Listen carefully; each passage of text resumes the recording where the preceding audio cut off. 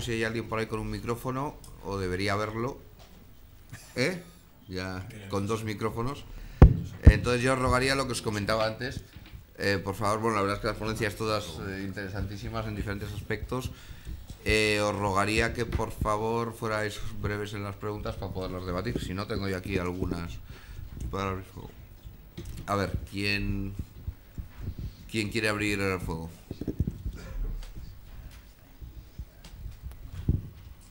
Hola, buenas tardes.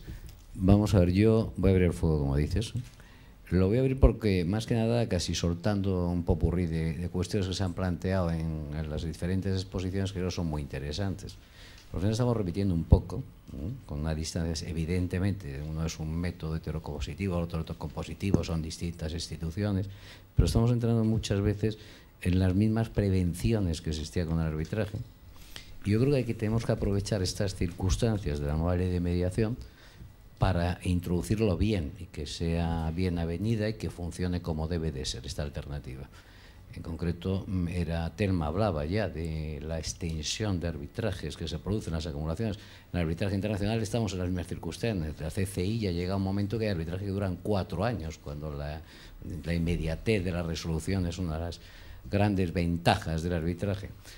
En el tema concreto de la mediación, yo hay varias líneas que me gustaría presentar en la mesa porque son las que me quedan dudas. Una de ellas, la intervención, están hablando en una materia tan interesante como son los seguros, de buscar una mediación, resolver el conflicto, la trascendencia que tienen entre las empresas y a los asegurados, y la trascendencia social que tiene, la solución que tiene. En esas líneas, hombre, yo casi tengo la tentación de recordar, puesto que a los abogados siempre se les hace víctima, son culpables de todo, y no es así. En muchos casos, claro, evidentemente llegamos a la mediación como en el arbitraje por una situación de la justicia que todos conocemos, muy disuasoria. Y en el tema de los seguros, yo recuerdo ya con ilusión, porque era un niño en aquellas fechas, en el fin y al cabo, que al principio de las primeras actividades que tuve con una compañía de seguros, las instrucciones que recibían los letrados eran: tú di siempre que no, porque del 50% no van a ir a pleito. Del otro 50% que van a pleito, el 50% se quedan en la mitad, con lo cual son un 25%. De ese 25%, que han ido a pleito, que se han casado por la mitad, al final la mitad tenemos razón, el 12,5%, y la mitad se equivoca el juez, con lo cual el otro 7,5%. De esa manera tan jocosa y tan triste, a mí me rompió mi arma virginal de abogado, pues de algún modo estamos en la gran preocupación de que lo que se pretende en muchos casos, que es el gran obstáculo del arbitraje y de la mediación, es precisamente esa utilidad de la relación de la justicia. Entonces, ya volviendo a la mediación, yo veo puntos que son muy importantes a aclarar, y además yo creo que me da la sensación que distintos criterios por los ponentes. Julio hablaba de un modo, me he entendido, me gustaría mucho saber la opinión del ponente final, que es muy relacionado con el seguro de defensa jurídica. La mediación tiene 2 requisitos que están contemplados en la propia ley. El artículo 15 de la ley de mediación dice, y yo creo que dice bien, que es la imparcialidad del mediador debe ser extrema, y su neutralidad y su independencia. Si entramos en pensar, por ejemplo, que se formen foros de mediación dentro de compañías de seguros, estamos en un riesgo. ¿Cómo podrían hacerlo? La segunda, la defensa dentro de la mediación, esa es la defensa en la mediación. Volvemos al último ponente, me parece interesa, aunque creo que también, y yo creo que con Gonzalo siempre que lo oigo, suelo coincidir en todo, además me gusta cómo los pone.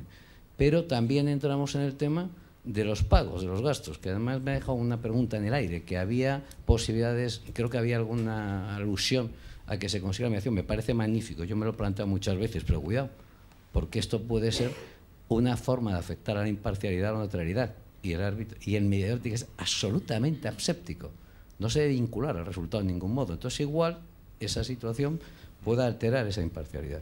Y además, en el otro tema, que es los gastos, si hay un seguro de defensa y cubre los gastos, ¿qué cubre? ¿Los gastos de una parte o la de las dos? Ya sé que es una broma la segunda, solo la he asegurado, pero cuidado, porque la ley también dice que los gastos de la mediación, y quiero recordar que lo dice textualmente, deberán asumirse por ambas partes por igual. Entonces, si existe un acuerdo con una compañía de seguro, con una entidad de mediación, que ya no sean igual, hasta qué punto estamos infringiendo esa previsión legal que expresamente, que los artículos 15 dice que deberá de ser igual para ambas partes. Entonces estas cuestiones, que son todas muy interesantes, son las que pongo encima de la mesa para abrir el debate. Muchas gracias. Jordi.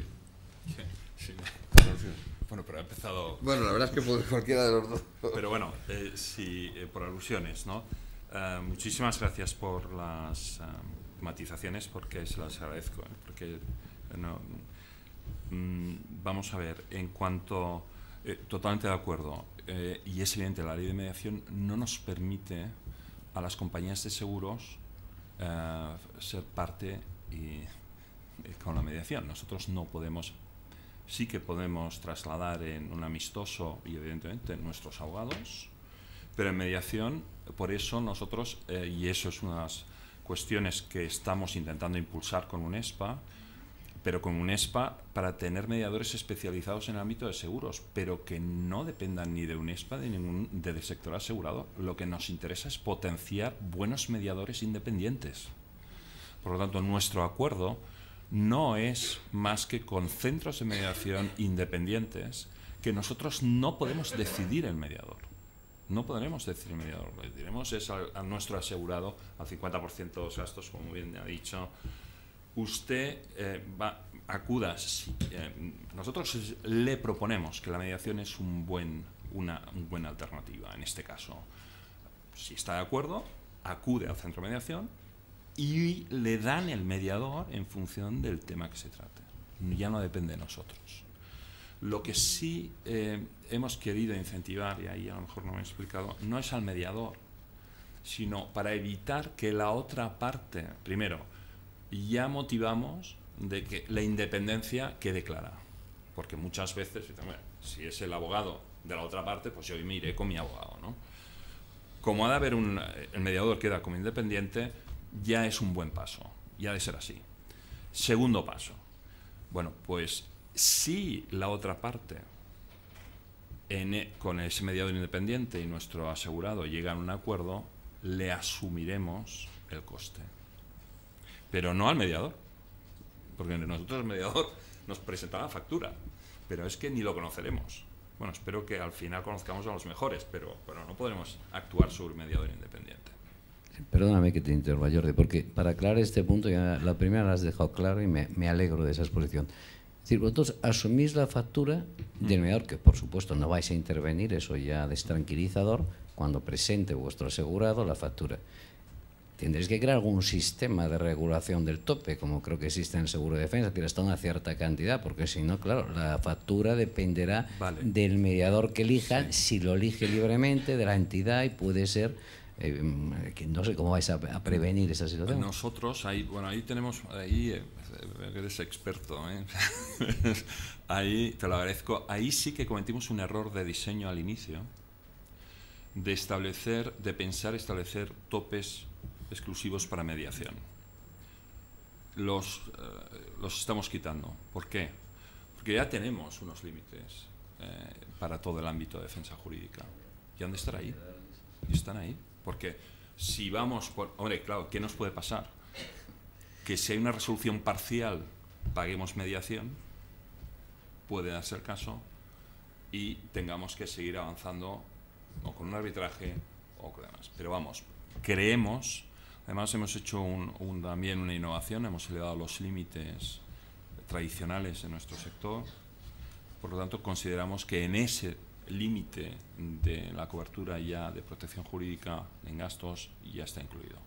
Pero cometimos, y te lo agradezco, porque al principio dijimos, no, ponemos un límite para mediación, no tiene sentido, porque podía dar lugar a limitaciones de costos, ¿no? Muchas gracias. Con respecto, Julio, yo matizando la pregunta, sobre todo en el tema de la responsabilidad civil, en este caso, es decir, el tema de si la cobertura o no, aunque lo ha hablado Gonzalo en algún momento también, el tema de, la pregunta de que realmente la mediación dentro del seguro de responsabilidad civil esté o no esté cubierta dentro de, asumiendo que una de las partes obviamente quiera acudir a la mediación, si realmente va a haber o no va a existir una cierta obligatoriedad por parte de la compañía de seguro de poder cubrir por lo menos la parte, en este caso únicamente, del del asegurado. Mi opinión es que sí, no habíamos reflexionado demasiado sobre ello, pero bueno, imagino que habrá que articular vías para que sea, ¿no? En fin, la verdad es que no había reflexionado sobre esa cobertura. Imagino que sí, que el ámbito asegurador lo va a cubrir, pero la verdad es que no había reflexionado sobre ello. Sí, me permites un momento. Bueno, yo he llegado a escribir que sí, que está cubierto mientras no se regule otra cosa. Es decir, que rápidamente en un artículo de hace un año aproximadamente, cuando ni siquiera estaba el Real Decreto. Bueno, sí, estaba ya estaba el anteproyecto y yo creo que se había aprobado el Real Decreto legislativo. Pero hay que enumerar cuáles son esos. Podríamos interpretar perfectamente que todos esos costes van a estar cubiertos. Van a estar cubiertos, pues no en vano, son todos costes necesarios en el ámbito de la responsabilidad civil para minimizar las consecuencias generadas como consecuencia del siniestro. Estamos hablando del artículo 16 de la Ley de Contrato de Seguros. Oiga, usted está obligado vamos a minimizar el impacto desde el punto de vista económico. Esto es una interpretación, pero lo que estoy absolutamente convencido es que las entidades aseguradoras en sus próximas renovaciones pondrán una regulación de esta cuestión. Bien entendido, además, de que la mediación es de carácter voluntario, por la Ley 5/2012, así se dice, y esa voluntariedad puede exceder, de alguna forma, en determinados costes, lo que pudiera suponer la tramitación de un siniestro normal y corriente por el acceso a la jurisdicción, por ejemplo. Entonces hay que andar con mucho cuidado. Yo solamente quería hacer una reflexión respecto al tema, uno de los temas que has dicho tú, que me ha parecido muy interesante, el tiempo. El factor tiempo es absolutamente importantísimo en todo esto. Pero no olvidemos una cuestión. En una buena mediación, cada mediación debe llevar su tiempo. Y a mí me parece un gran acierto que la política legislativa de este país haya optado por no limitar el tiempo de la mediación. Pues no en vano, esto supondría, pues bueno, un corre, que se nos acaba el tiempo y se nos acaba el periodo de esto. Por otro lado, desde el punto de vista procesal civil, yo creo que se ha regulado bien en la Ley de Enjuiciamiento Civil lo que es esa suspensión del proceso. Pues no en vano, lo que tenemos es una especie de horquilla. Es decir, es un margen que se dice, un momento, stop. ¿Hemos hecho la audiencia previa? Bueno, la hacemos mañana, un momento. Solicitamos de mutuo acuerdo el inicio de una mediación con arreglo a la Ley 5/2012 y el reglamento que lo desarrolle, y ya más decimos que vamos a ir a la institución Signum o a la que sea, al Colegio de Abogados de Barcelona, que ya muchos años y con mucha experiencia en este tema, con equipos muy interesantes desarrollados ahí. Pero no olvidemos que todo lleva su tiempo, por no en vano, cuidado, el problema que tiene esto es, no vayamos a incurrir en lo mismo. El acceso a la jurisdicción genera cadáveres, o sea, que genera ganar por goleada. Alguien dijo en esta misma sala hace un mes, claro, es que tuvimos en el plan del 50 y pico 25 asignaturas, me parece que fue también miembro de AGERS Paulino Fajardo, y de esas 25 asignaturas, 24 eran, de hacer sangre, y solamente una no era de hacer sangre, que era economía política. Qué acierto, es verdad, pero bien, muy interesante esa reflexión. Es decir, tenemos un gen contencioso en la mente de todos los juristas por sistema, porque son siglos de procesos contenciosos. Esa es una realidad. Y esto hay que empezar a cambiarlo. ¿Cómo se empieza a cambiar? Con buenos formadores como Telma, con gente inquieta como los que están ahora mismo en esta mesa. Es decir, gente que sea capaz de empezar a ver otros horizontes distintos y buscar lo que la justicia no consigue. La justicia no consigue un efecto terapéutico sobre el conflicto. Sin embargo, en la mediación ese efecto podemos intentarlo. En la experiencia de los Estados Unidos, una de las formas de crear los programas es una de las normas que lo ponen como norma, para resumir, lo ponen como norma en muchos programas que será la aseguradora que pagará. Entonces, eso de alguna manera lo hace como un poquito más imparcial, porque no es que, mira, yo ofrezco, es que tengo que pagarlo porque el programa dice que lo tengo que hacer o el gobierno dice que lo tengo que hacer. Entiendo que paga una de las partes. No, paga todo el pago del mediador, ¿vale? Todo el pago del mediador. Sin embargo, también está muy explícito que todos los gastos del asegurado lo recogerá él. El asegurador tiene que pagar su propio perito, su propio abogado. El asegurado tiene que pagar su propio abogado y su propio perito si quiere traer otro. ¿Claro o no? No está claro. Lo he liado. Ok, que una de las cosas que hace parecer más imparcial, ok, y sin embargo dejar que la compañía aseguradora pague es que está impuesto por norma o por ley. Sin embargo, en esos mismos programas, lo único que tiene que pagar es al mediador. No paga los gastos de el asegurado, el que tiene la póliza. ¿Vale?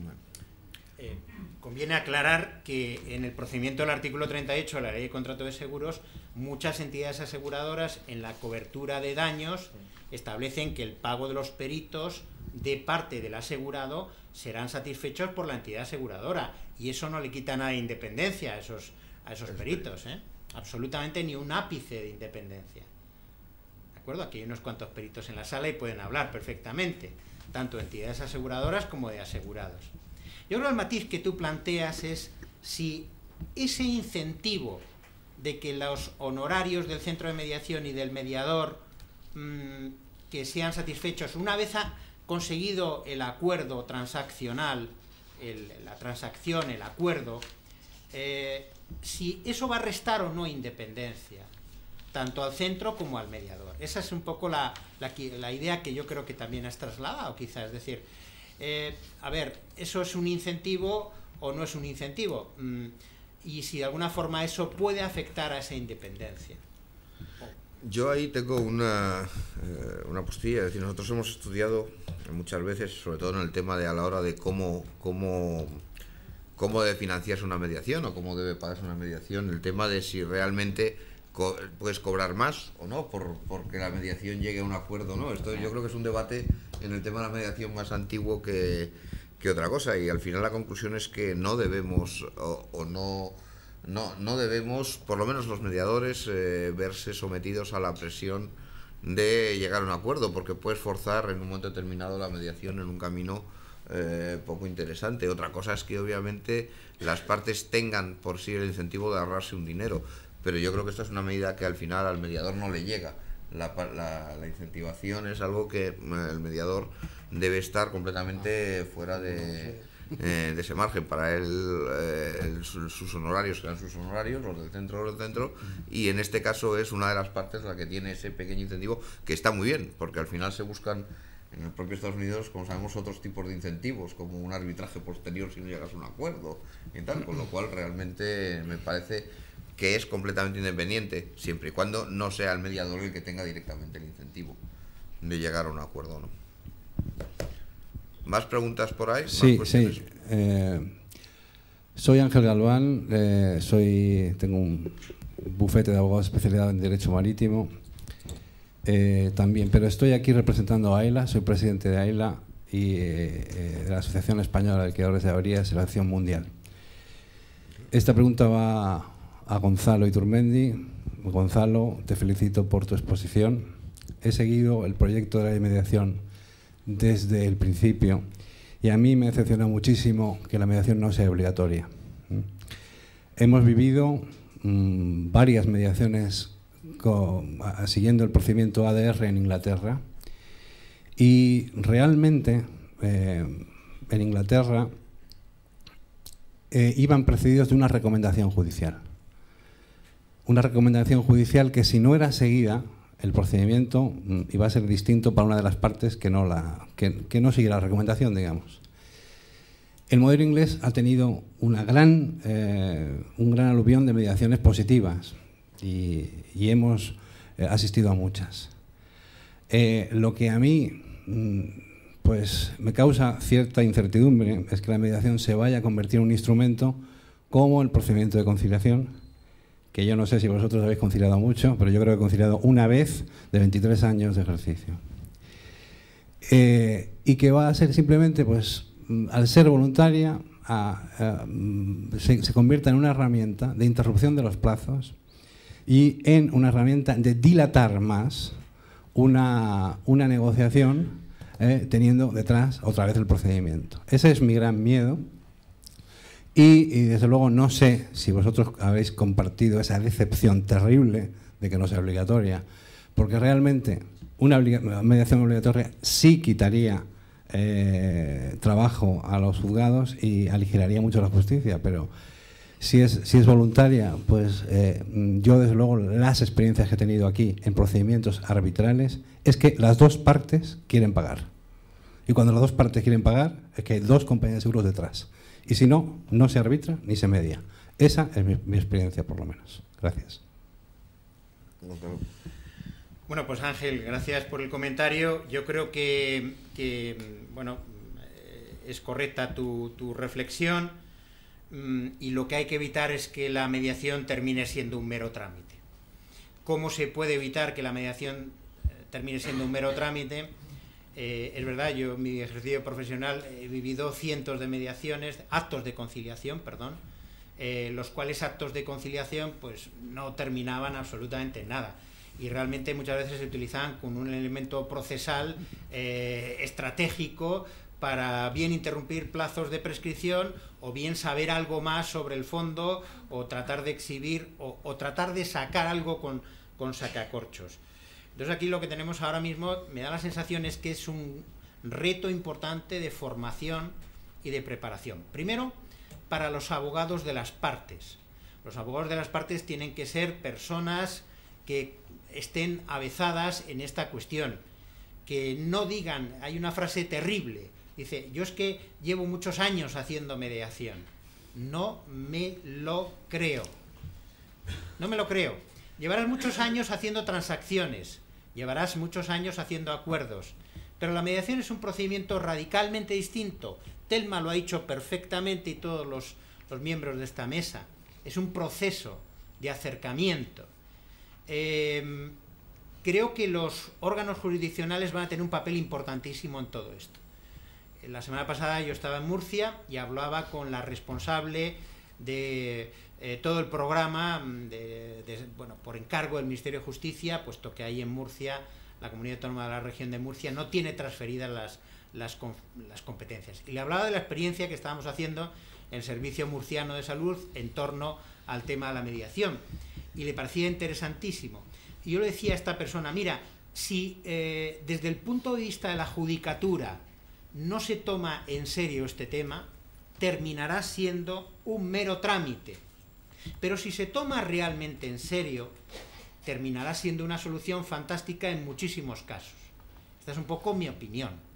Con lo cual, vamos un poco a la obligatoriedad moral de hacer bien mediaciones, con una profesionalidad como la copa de un pino. Y para eso necesitamos abogados concienciados, abogados de parte. Van a salir mediadores como hongos, por todas partes, y pocos serán los elegidos, ciertamente. Pero finalmente esos resolverán muchos temas, no los resolverán ellos, ayudarán en la resolución. El mediador no toma decisiones, el mediador no debe proponer, el mediador debe facilitar las cosas para que todo esto ocurra y acontezca. Pero es importantísimo que desde los órganos jurisdiccionales exista una concienciación y una formación adecuada de esta cuestión. Hay mucha gente indiferente, estoica, hay mucha gente crítica en los órganos jurisdiccionales de todo esto, no lo olvidemos, incluso dentro de la abogacía. Yo recuerdo la primera vez que fui al Colegio de Abogados de Barcelona, y en un congreso de responsabilidad civil hablaba de todos estos temas. Y bueno, había fuerte discrepancia, y eso que Barcelona, es decir, que Cataluña tiene su propia ley de mediación desde hace muchos años, tiene las tareas hechas del libro blanco de mediación desde hace muchos años, como Cantabria igualmente tiene su propia ley. Entonces era todo un proceso en el cual, como terminemos haciendo un mero trámite, esto va a terminar siendo pues como las conciliaciones de lo social. No se trata de eso. Se trata de coger el toro por los cuernos, caso por caso, con buenos abogados de parte, buen mediador y, en todo caso, viendo los beneficios reales, no teóricos, de la mediación. Gracias, Ángel. Yo aquí tengo que comentar algo, porque efectivamente, como Ángel sabe, hubo un cambio en esta legislatura respecto a este punto, y fue un cambio muy meditado. O sea, la obligatoriedad tenía muy mala prensa en materia de mediación para todos los profesionales que estaban ya metidos, tanto abogados que lo identificaban, como ha dicho Gonzalo, con la vieja conciliación de la ley de 1881, como mediadores más del ámbito de la psicología. Tampoco lo veían de ninguna manera, y yo creo que esta obligatoriedad hubiera sido la que nos hubiera llevado a una rutina que yo creo que hubiera dificultado una implantación real. Nos encontrábamos con un mercado, 6.000 reclamaciones que menos de 6.000 euros fueran obligatoriamente mediación. ¿Qué número nos saldría? Yo creo que es brutal. ¿Tendríamos mediadores para asumir eso? No, en absoluto.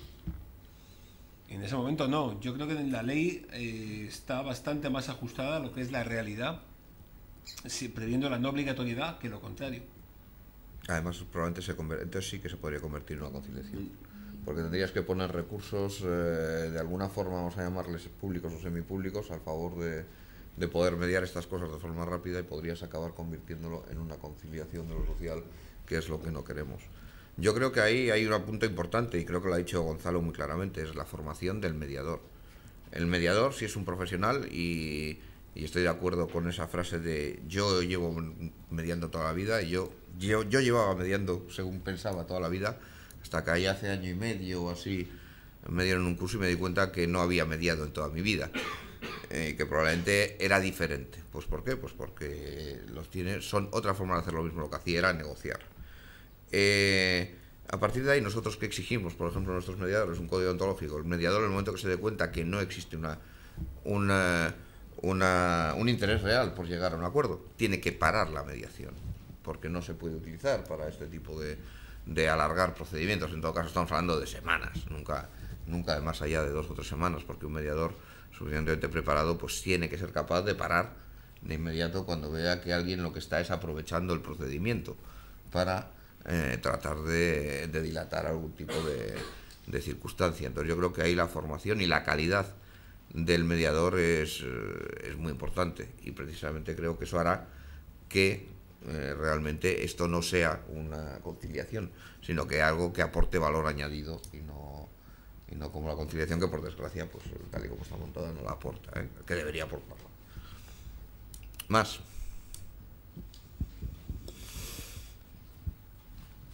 No, si no hay nadie que vaya a intervenir, yo intervengo porque me parece un poco corrofón de lo que he dicho antes, lo que estaba diciendo Iturmendi, y además por la intervención anterior. Nosotros hemos tenido, ya sé que no es lo mismo, algo muy parecido. Hemos tenido la conciliación obligatoria. Hasta no hace mucho tiempo, pues que yo ya soy mucho mayor de lo que pienso, estoy muy revival, pero era obligatoria la conciliación, el acto de conciliación previo, y se hacía judicialmente. Y efectivamente, solía funcionar en muy pocas ocasiones. Ahora había juzgados que funcionaban. Yo recuerdo que en Madrid había 2 juzgados de distrito, concretos, con nombres y apellidos, que sabían que el porcentaje de conciliación era muy alto. ¿Por qué? Porque tanto el juez, que estaba en ese juzgado de distrito, el juez y inevitablemente los abogados, entraban en un coloquio en una forma que daba lugar a las soluciones. Entonces yo vuelvo a lo que inicio. Creo que el problema es un problema de cultura, de formación y de actitud ante la mediación y el arbitraje. Si no, acabaremos burocratizándolo, complicándolo y dificultándolo. En ese acto de conciliación que existía previamente, desapareció en juego de distritos, desapareció, se ha sustituido por la audiencia previa. El otro día tuve la curiosidad, mandé a una conciliación a unos letrados y les expliqué un poco cómo era, y repasando el Broca Majada, que ya debe de ser algo muy antiguo, ahora ya están los ordenadores, pero era magnífico aquellos textos, en el Broca Majada hablaba del acto de conciliación y decía que el acto de conciliación es un excelente instrumento de resolución alternativa de los conflictos. El problema es que tanto los magistrados como los abogados de las partes suelen tomarlo como un trámite y ponía acabando con la fórmula sin averencia y reservándose al abogado por las cuestiones que en su momento planteará.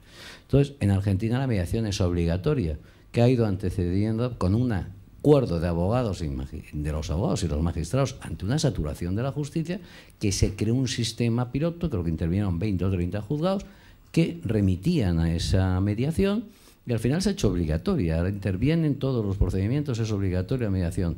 Pero al final, ¿cuál es el tema? El tema es enterarnos de que existe una alternativa, cuidado, distanciarlo un poco del interés crematístico que en todo funciona hoy en día, de los centros de formación, de los centros de mediación, de las empresas, y buscar una actitud casi diría social o moral de que eso sea una solución, es decir, personal, que es la que hay que tratar de evitar que cambiemos por un sistema nuevo de obtener pleitos, soluciones, y no es una alternativa orientada solo desde un criterio economicista, porque si no, no la vamos a tirar abajo, no va a salir adelante, es una observación, ¿no? ¿Más cuestiones? Hola, buenas tardes. Desde el mundo de la construcción y la edificación en particular, que es en el que yo me muevo, me encuentro que cuando hay cualquier daño, el daño está fácilmente valorable, ¿eh? Se ha caído una casa, lo difícil es buscar al culpable. Y todos los agentes que pasaban por esa obra son demandados, y el que no es demandado es metido en el procedimiento por alguno de los demandados. Cuando tenemos ese problema tan frecuente en edificación de que hay 6 personas o 6 entidades que están demandadas, ¿cómo aplicamos la mediación?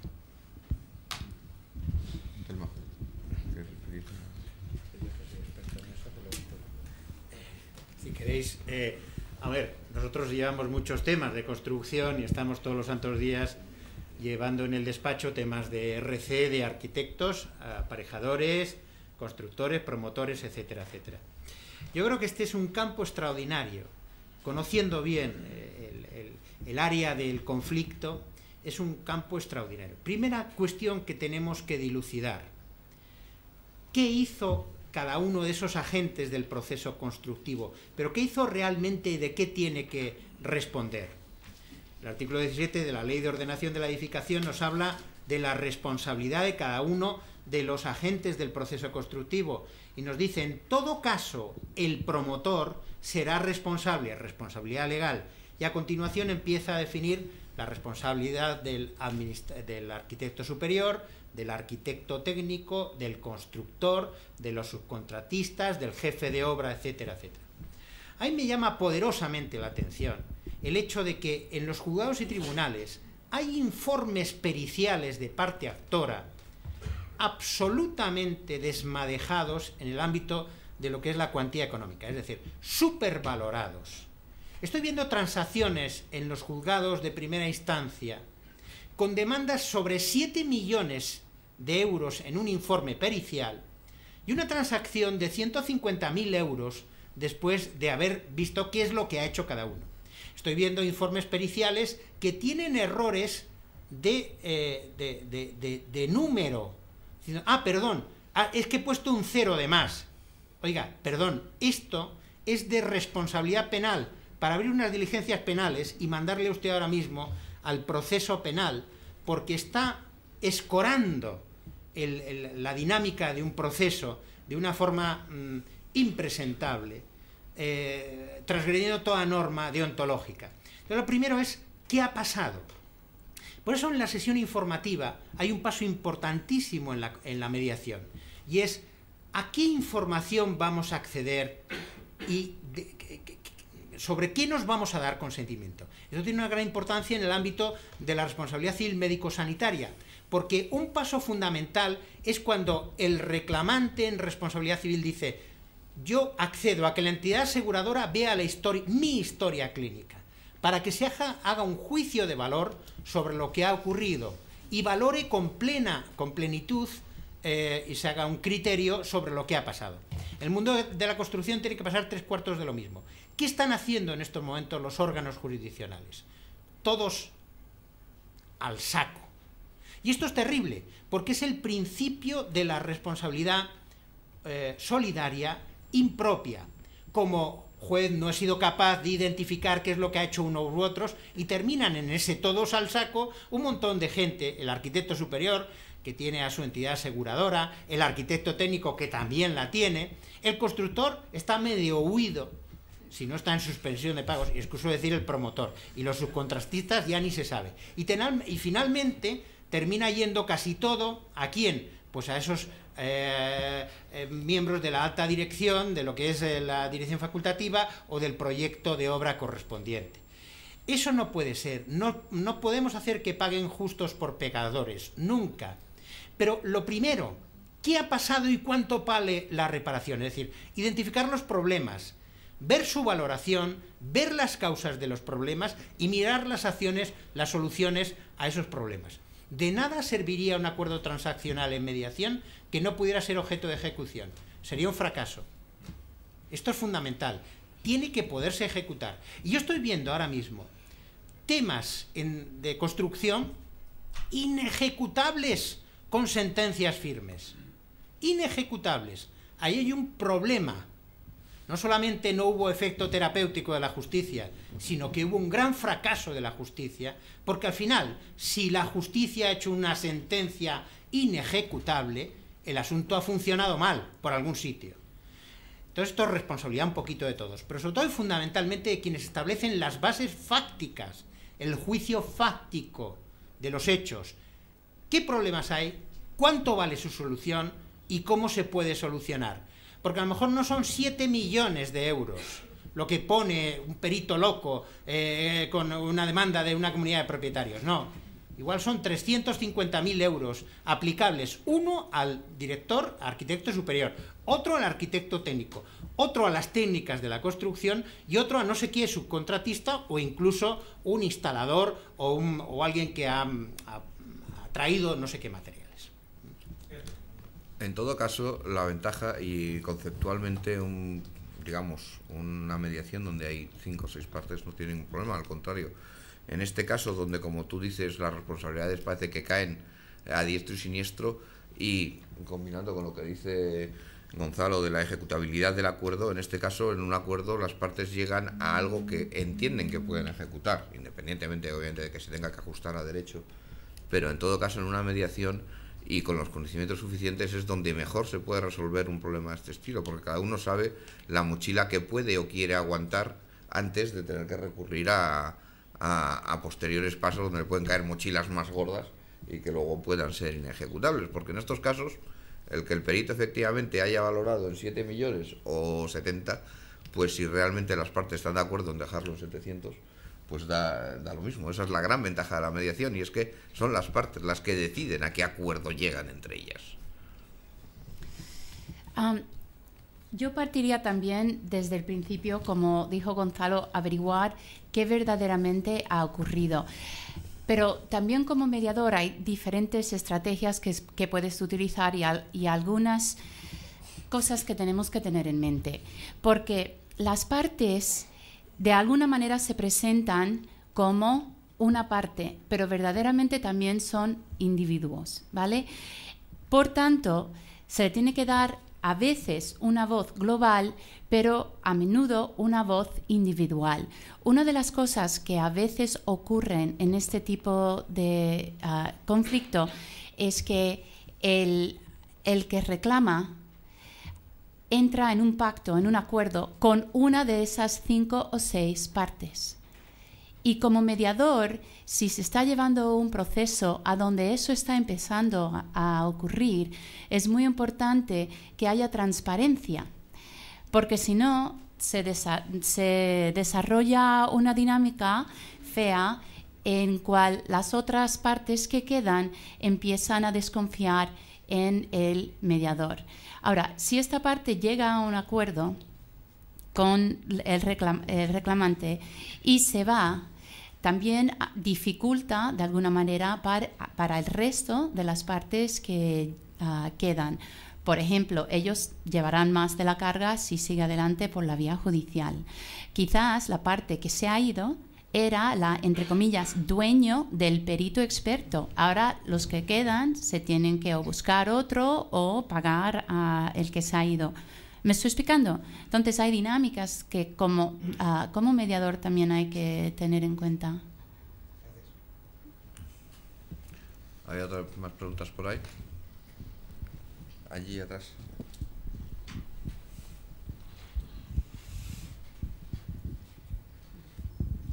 Hola, buenas tardes. Mi pregunta es para Jordi Rivera. Me parece muy interesante el proyecto que habéis realizado y bueno, dentro del ámbito asegurador me preocupa bastante todo lo relativo a los accidentes de tráfico.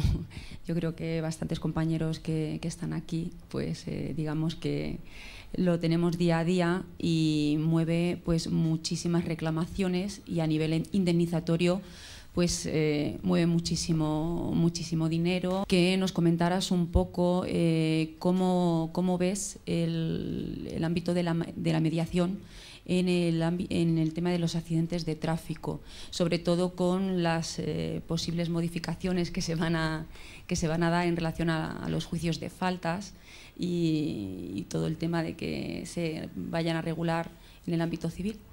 Gracias. Bueno, muchas gracias. Sí, a ver, ahora no hay forma, ¿no? Es penal, por lo tanto no podemos aplicar mediación. Es evidente que hay una reforma del Código Penal que me parece que está muy avanzada, donde se traslada a faltas, por lo tanto la reclamación podrá ir vía civil. Ahí va a tener el sector un reto muy importante, porque ahí se va a ver la figura del Goliat contra David si no se hace bien un proceso de mediación. Y me parece que lo ha comentado Telma, es necesario, nosotros una de las razones de la colaboración evidentemente con UNESPA es que las compañías aseguradoras tengan interlocutores válidos para poder sentarse en la mediación, porque si no esto va a ser muy complicado, pero ahí no os puedo trasladar más. Estamos mirando cómo va a evolucionar y cómo va a quedar, pero va a ser uno de los retos más importantes. De hecho, en UNESPA hay una comisión técnica que está valorando desde el punto de vista de RC y evidentemente empezó por el tema de automóviles, por el tema de lesionados y la responsabilidad civil, y se está valorando posibilidades de cómo evolucionar cuando eso no esté en penal, sino sea un tema civil.